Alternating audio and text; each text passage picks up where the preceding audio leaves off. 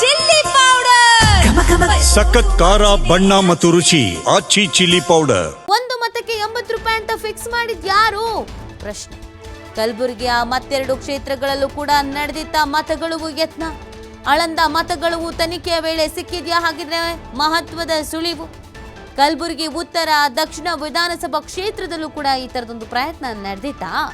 ಅಲ್ಪಸಂಖ್ಯಾತರ ಮತಗಳನ್ನೇ ಡಿಲೀಟ್ ಮಾಡುವಂತ ಪ್ರಯತ್ನ ನಡೆದಿತ್ತಾ ಅನ್ನುವಂತ ಅನುಮಾನ. ಸೈಬರ್ ಸೆಂಟರ್ ಮಾಲೀಕ ಅಶ್ವಾಕ್ ಮನೆಯಲ್ಲಿ ಕೆಲ ದಾಖಲೆಗಳು ಪತ್ತೆಯಾಗಿದೆಯಂತೆ. ಯಾವ ದಾಖಲೆಗಳು? ಆ ದಾಖಲೆಗಳು ಏನ್ ಹೇಳ್ತಾ ಇದೆ? ಆ ದಾಖಲೆಯಿಂದ ತನಿಖೆಗೆ ಸಿಕ್ಕಂತ ಮಹತ್ವದ ಲೀಡ್ ಏನು? ಇದು ಪ್ರಶ್ನೆ. ಅಲ್ಪಸಂಖ್ಯಾತ ಮತಗಳನ್ನೇ ಇವರುಗಳು ಟಾರ್ಗೆಟ್ ಮಾಡ್ಕೊಂಡಿದ್ರು. ಯಾಕೆ ಅನ್ನೋದು ರಾಜಕೀಯವಾಗಿ ಲೆಕ್ಕಾಚಾರ ಹಾಕ್ತಾ ಗೊತ್ತಾಗತ್ತೆ.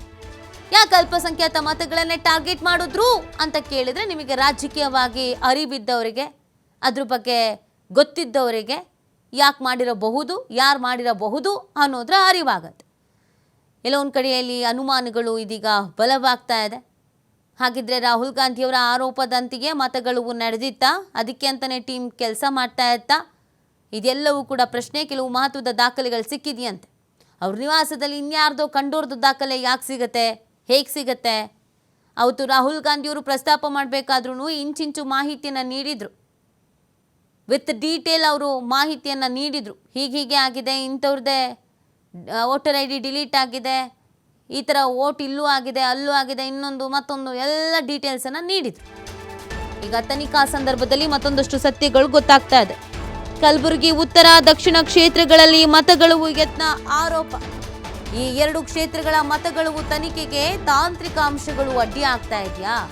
ಚುನಾವಣಾ ಅಧಿಕಾರಿ ದೂರು ನೀಡದೆ ತನಿಖೆ ಮಾಡೋದಕ್ಕೆ ಆಗಲ್ವಾ? ಹಾಗಾದ್ರೆ ಸಾಕಷ್ಟು ಕುತೂಹಲ ಹುಟ್ಟು ಹಾಕಿದೆ ಮತಗಳು ಆರೋಪ ಪ್ರಕರಣ. ನೋಡಿ, ಇಲ್ಲಿ ನಮ್ಮಲ್ಲಿ ಕಾನೂನು ಹೇಗಿದೆ ಅದರ ಅನ್ವಯವೇ ತನಿಖೆ ಕೂಡ ಆಗಬೇಕು. ಈಗ ಎರಡು ಕ್ಷೇತ್ರಗಳಲ್ಲಿ ಮತಗಳು ಆಗಿದೆ ಅಂತ ಏನು ಹೇಳ್ತಾ ಇದ್ದಾರೆ, ಅದನ್ನು ತನಿಖೆ ನಡೀತಾ ಇದೆ. ಬಟ್ ಸಮಸ್ಯೆ ಏನು ಅಂತಂದರೆ ಟೆಕ್ನಿಕಲ್ ಪಾಯಿಂಟ್ಸ್ಗಳು ಸ್ವಲ್ಪ ಅಡ್ಡಿ ಆಗ್ತಾ ಇದೆಯಂತೆ. ಏನು ಟೆಕ್ನಿಕಲ್ ಪಾಯಿಂಟ್ಸು? ಈಗ ಯಾವುದಾದ್ರೂ ಮಾಹಿತಿ ಪಡ್ಕೊಳ್ಬೇಕು ಚುನಾವಣೆಗೆ ಸಂಬಂಧಪಟ್ಟಂತೆ, ಈ ಮತದಾನಕ್ಕೆ ಸಂಬಂಧಪಟ್ಟಂತೆ ಅಂತ ಅನ್ನೋದಾದರೆ ಅದು ಚುನಾವಣಾಧಿಕಾರಿ ದೂರು ನೀಡಬೇಕಾಗತ್ತೆ. ಚುನಾವಣಾಧಿಕಾರಿ ದೂರು ನೀಡಿದ್ರೆ ತನಿಖೆ ಮಾಡಬಹುದು. ಚುನಾವಣಾಧಿಕಾರಿ ದೂರು ನೀಡಲಿಲ್ಲ ಅಂತಂದರೆ ಬೇರೆ ಇನ್ಯಾರೋ ಕೇಳಿದ್ರು ಅಂತ ಡೀಟೇಲ್ಸ್ ಕೊಡೋಕ್ಕಾಗಲ್ಲ ಅಥವಾ ತನಿಖೆ ಮಾಡೋದಕ್ಕಾಗಲ್ಲ. ಆದರೆ ಇಲ್ಲಿ ಚುನಾವಣಾ ಅಧಿಕಾರಿ ದೂರು ನೀಡ್ತಾರಾ ಅನ್ನೋದು ಪ್ರಶ್ನೆ. ಚುನಾವಣಾ ಆಯೋಗಕ್ಕೂ ಕೂಡ ಲೆಫ್ಟ್ ರೈಟ್ ತೆಗೆದಿದ್ರು ರಾಹುಲ್ ಗಾಂಧಿ. ಸೊ ಹಾಗಾಗಿ ಇದೊಂದು ಪ್ರಶ್ನೆ ಈಗ ಹುಡ್ಕೊಳ್ತಾ ಇದೆ. ಸಾಕಷ್ಟು ಕುತೂಹಲ ಹುಟ್ಟು ಹಾಕಿದೆ ಮತಗಳು ಆರೋಪ ಪ್ರಕರಣ. ಈ ಪ್ರಕರಣದಲ್ಲಿ ತನಿಖೆ ಎಲ್ಲಿವರೆಗೂ ನಡೆದಿದೆ, ಏನೆಲ್ಲ ಗೊತ್ತಾಗಿದೆ ಅನ್ನೋದು ಒಂದು ಕಡೆಯಲ್ಲಿ, ತನಿಖೆ ಹೇಗೆ ನಡೆಸ್ತಾರೆ, ಇನ್ನೊಂದಷ್ಟು ದಾಖಲೆಗಳು ಬೇಕು, ಡಾಕ್ಯುಮೆಂಟ್ಸ್ಗಳು ಬೇಕು ಅಂತಲೇ ಟೆಕ್ನಿಕಲ್ ಪಾಯಿಂಟ್ಸ್ಗಳು ಸಮಸ್ಯೆಯನ್ನು ತಂದು ಹುಡ್ತಾ ಇದೆ. ಹಾಗಾಗಿ ಮುಂದಿನ ದಾರಿ, ಮುಂದಿನ ತನಿಖೆ ಏನು ಅನ್ನೋ ಪ್ರಶ್ನೆ. ಒಟ್ಟಿನಲ್ಲಿ ಮತಗಳು ಆಗಿದೆಯಾ ಅನ್ನುವಂಥ ಅನುಮಾನ ಮತ್ತಷ್ಟು ದಿನದಿಂದ ದಿನಕ್ಕೆ ಬಲವಾಗ್ತಾ ಇದೆ. ಕೆಲವೊಂದಷ್ಟು ಸಾಕ್ಷಿಗಳು ಅದನ್ನು ಹೇಳೋ ಥರದಲ್ಲಿ ಇದೆಯಂತೆ. ಹೌದು, ಮತಗಳು ಆಗಿದೆ ಅನ್ನೋ ರೀತಿಯಲ್ಲಿ ಇದೆ ಅನ್ನೋದನ್ನು ಹೇಳಲಾಗ್ತಾ ಇದೆ. ಸಾಕಷ್ಟು ಕುತೂಹಲ ಹುಟ್ಟಾಗ್ತಾ ಇದೆ ಮತಗಳು ಆರೋಪ ಪ್ರಕರಣ. ಈಗ ಚುನಾವಣಾ ಅಧಿಕಾರಿಗಳು ಮಾಹಿತಿಯನ್ನು ನೀಡಬೇಕಾಗತ್ತೆ, ಕಂಪ್ಲೇಂಟನ್ನು ಕೊಡಬೇಕಾಗತ್ತೆ. ಅವ್ರು ಕೊಡ್ದೇನೆ ಬೇರೆ ಇನ್ನೇನು ಮಾಡಲಿಕ್ಕೆ ಆಗೋದಿಲ್ಲ. ಹಾಗಿದ್ರೆ ತನಿಖೆಯನ್ನು ಹೇಗೆ ನಡೆಸ್ತಾರೆ? ತನಿಖೆಗೆ ಇದು ಅಡ್ಡಗಾಲ ಆಗುತ್ತಾ? ತನಿಖೆಗೆ ಹಿನ್ನಡೆ ಆಗುತ್ತಾ? ಇದು ಪ್ರಶ್ನೆ ಇದೆ.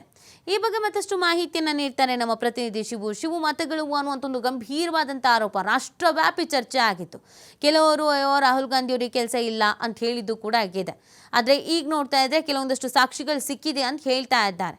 ಏನೆಲ್ಲ ತನಿಖೆ ನಡೆದಿದೆ, ಯಾವೆಲ್ಲ ಸಾಕ್ಷಿಗಳು ಸಿಕ್ಕಿದೆ, ಮುಂದಿನ ತನಿಖೆಗೆ ಏನು ಅಡ್ಡಿ ಆಗ್ತಾ ಇದೆ ಅಂತ ಶಿವು?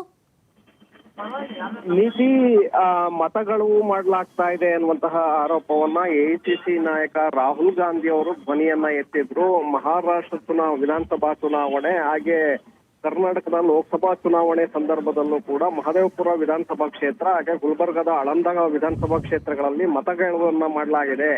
ಅಲ್ಲಿ ಇರುವಂತಹವರ ಮತದಾರರ ಒರಿಜಿನಲ್ ಮತದಾರರು ಯಾರಿದ್ದಾರೆ ಅವರ ಯಂತ್ರಗಳನ್ನ ಡಿಲೀಟ್ ಮಾಡುವ ಮೂಲಕ ಸುಮಾರು ಸಾವಿರಾರು ಯಂತ್ರಗಳನ್ನ ಡಿಲೀಟ್ ಮಾಡುವ ಮೂಲಕ ಅಲ್ಲಿ ಮತಗಳನ್ನ ಮಾಡಲಾಗಿದೆ. ಅಲ್ಲಿ ಮತ್ತೊಂದು ಪಕ್ಷದ ಅಭ್ಯರ್ಥಿಗೆ ಪೂರಕವಾಗಿ ಗೆಲ್ಲುವಂತೆ ಅವಕಾಶವನ್ನ ಮಾಡಿಕೊಡಲಾಗಿದೆ ಅನ್ನುವಂತಹ ಆರೋಪವನ್ನ ಮಾಡಿದ್ರು.